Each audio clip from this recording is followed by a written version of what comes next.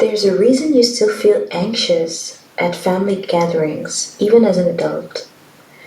These aren't written rules, but they control everything. And today, I want to talk about 5 invisible rules that toxic families use to maintain control over their adult children. If you've seen my other videos, you already know that dysfunctional families operate differently. And I tend to say that this also applies to dysfunctional companies that tend to operate as families. So the first rule is don't rock the boat. The setup of this rule is that everyone tiptoes around the difficult family member. The family reorganizes itself to avoid triggering this person. And a common example is holiday plans revolving around one person's moods. The impact of such a rule is that you learn that peace equals walking on eggshells. You learn that your needs are secondary to keeping things calm. And if you speak up, then you become the problem. The truth is that in dysfunctional families, the boat is already rocking. You're just being blamed for noticing.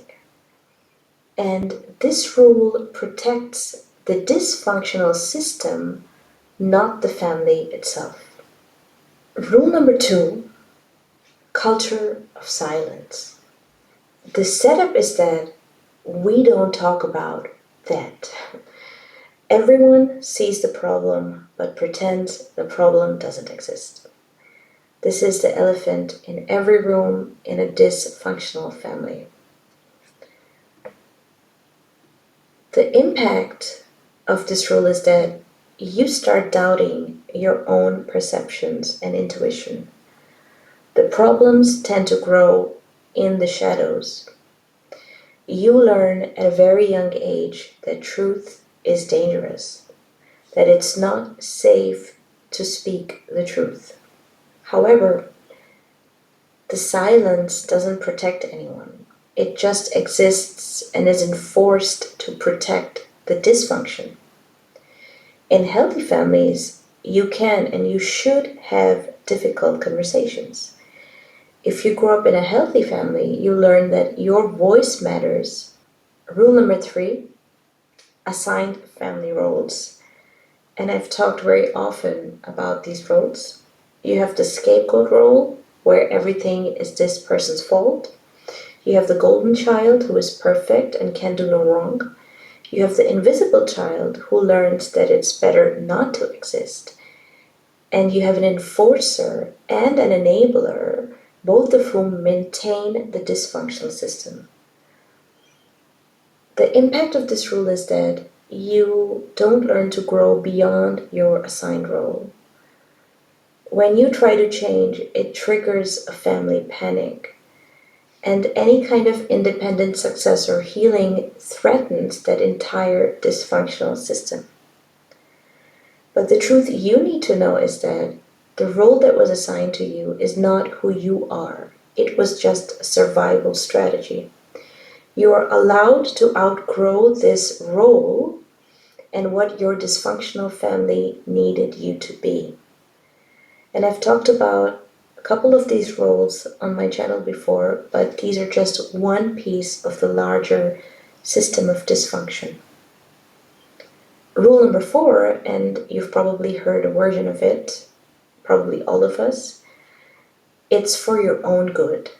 The setup is that your family knows what's best for you better than you do. Your feelings and instincts are wrong, or you're labeled too sensitive.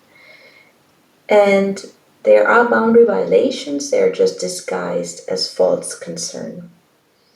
The impact of this is quite sad. From a young age, you learn to stop trusting your instincts. You tend to need more external validation for every decision that you make, even as an adult. and you feel guilty for having your own thoughts and feelings. However, the truth is that no one knows you better than you know yourself.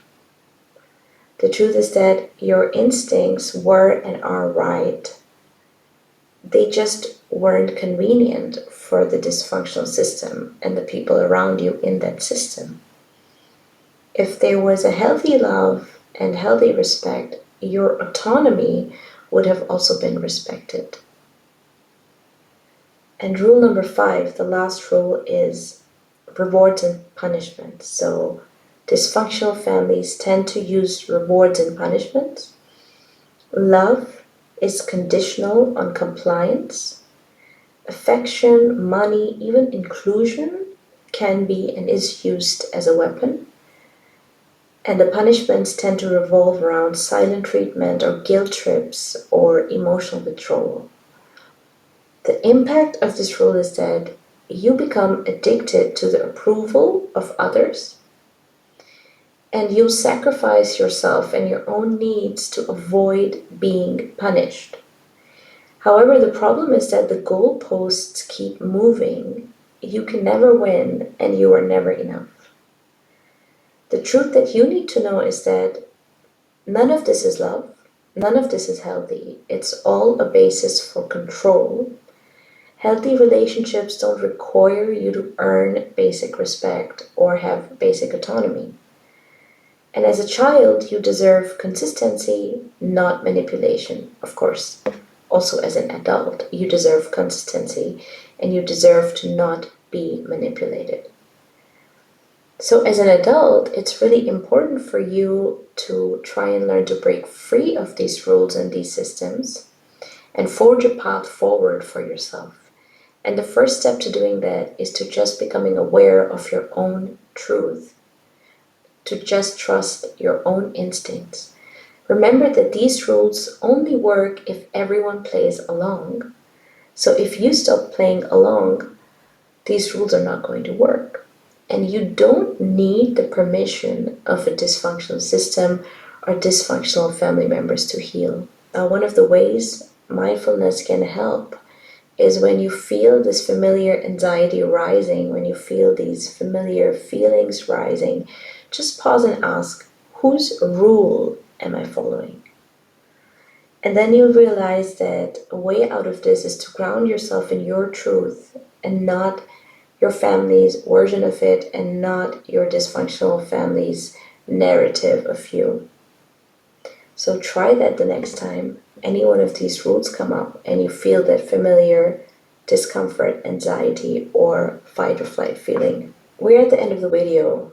Just let me know if any of these rules hit home for you, and subscribe for weekly videos on healing and mindfulness and learning more about dysfunctional family dynamics.